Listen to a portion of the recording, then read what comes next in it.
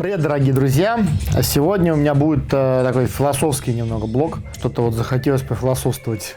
Бывает такое изредка, да? Сегодня хотел поговорить о неких таких вот, знаете, пресетах и связях в социуме, каких-то вот стереотипах. Мне на самом деле во всех этих стереотипах больше всего нравятся ассоциативные связи между разными явлениями, которые так или иначе вот как-то как единая картинка видится, только если ты видишь один кусочек пазла, сразу ты дорисовываешь для себя нечто, что же это на самом деле в целом. И настолько эти штуки уже где-то глубоко в мозгу, что вот ты видишь такой, ага, этот парень в кепке и в, значит, спортивных штанах, все. Это там гопник, наверное, он там сейчас идет на спортивную площадку там или еще куда-нибудь в подворотню, там, скорее всего, он там. А это может быть вообще там, не знаю, магистр каких-нибудь там наук или еще что-нибудь. То есть ты сразу стереотипно так встречаешь вот эту внешнюю картинку, как пример, да. Вот, например, или чайная наша культура. То есть все, кто там только-только с ней знакомится, сразу, ага, чайный человек. Так, все понятно, значит, он там увлекается восточной философией обязательно, значит, он там, наверное, в какой-нибудь секте состоит, там, скорее всего, буддист или даос, или действительно какой-нибудь секте еще. Или, значит, он, скорее всего, там только там в позе лотоса встречает рассвет, ну и так далее. То есть какие-то привязки сразу там, ну, конечно, благовоние у него, там все вокруг такое эзотеричное, одухотворенное и так далее. Но это в идеале. Либо наоборот, значит, если это, ну, короче, вот понимаете, да, о чем я говорю.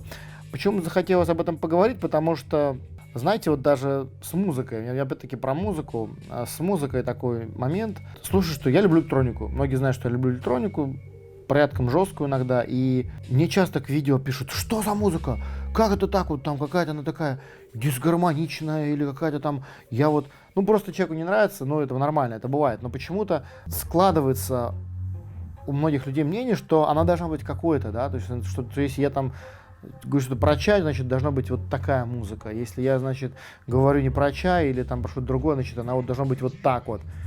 Сейчас такое классное время, когда ничто не должно быть никак.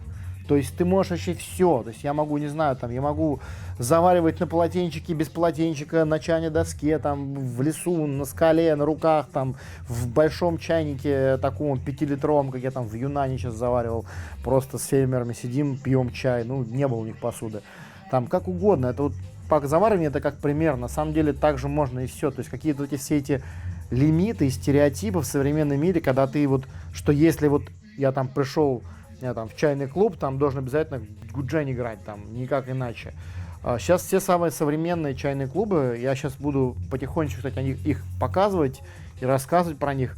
Есть очень традиционные, есть очень современные, и мне на самом деле нравится вообще это контемпорари движение в целом, contemporary, да, и если говорить и про искусство, и про какие-то новые веяния в керамике, новые веяния в производстве чая, опять-таки том же, когда люди берут и да давайте мы сделаем шупвер как хэйча, там, да, там, или возьмем и давайте там, не знаю, там скрестим помело с лимоном, у нас получится такой огромный фрукт, который внешне выглядит как фуршоу, а внутри там, значит, он по вкусу как дыня. Только что вот в Юнане ели, я, честно сказать, обалдел, забыл, как он называется, но буквально лет 5 назад он появился.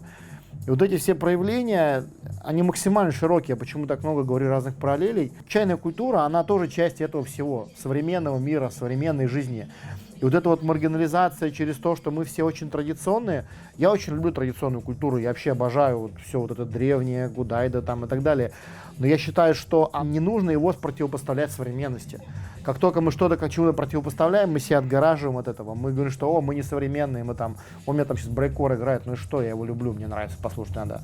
И как бы это не значит, что у меня при этом горят благовония тонкие, я тут пью хороший чаек. Мы общаюсь с китайцами про переводы в иньяне, там, по Вичату. Но это не значит, что я там как бы часть.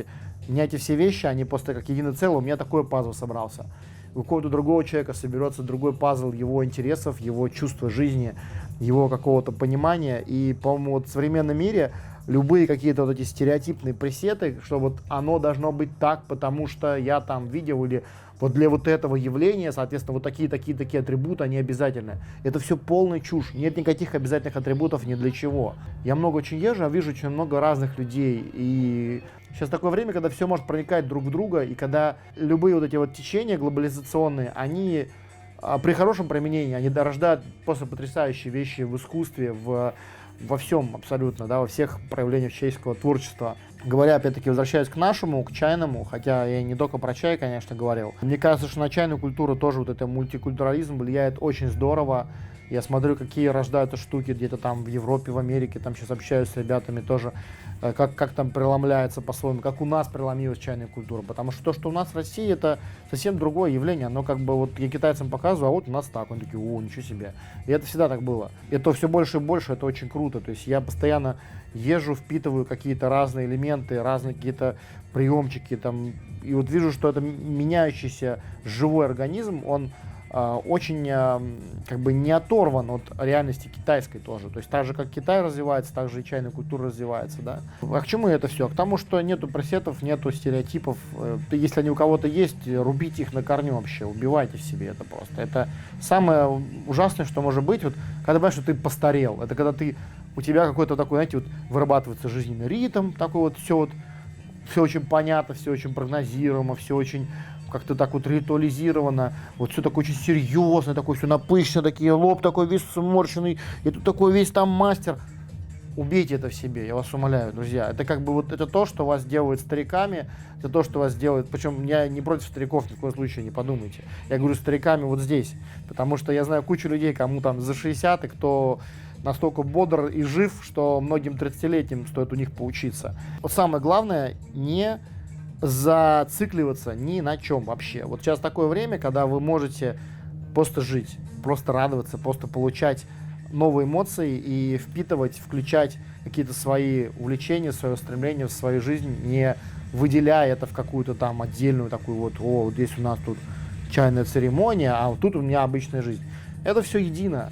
И только тогда чай на самом деле приходит в жизнь так круто и так глубоко, что ты просто понимаешь, что это часть. Я вот смотрю, там ребята серфом занимаются, у них там чебанька, ребята занимаются каким-то искусством, какой-то живописью, у них там чайные там полотенчика, они чай пьют, у них там музыка, у них там творчество, у них там обычная офисная работа, он там в банке работает, да неважно, где угодно, это все едино. И я думаю, что это просто замечательно, здорово, и самое главное это осознавать это явление, что не надо создавать себе догму, не надо смотреть ни на какую догму, ничего, ни в чем. Нету догм, это все ерунда и наслоение. Это сейчас такое время, когда ты можешь понять, что все просто вот так, как ты себе пазл в своей жизни соберешь, так у тебя оно все и получится. Всем всего светлого, до новых встреч, пока.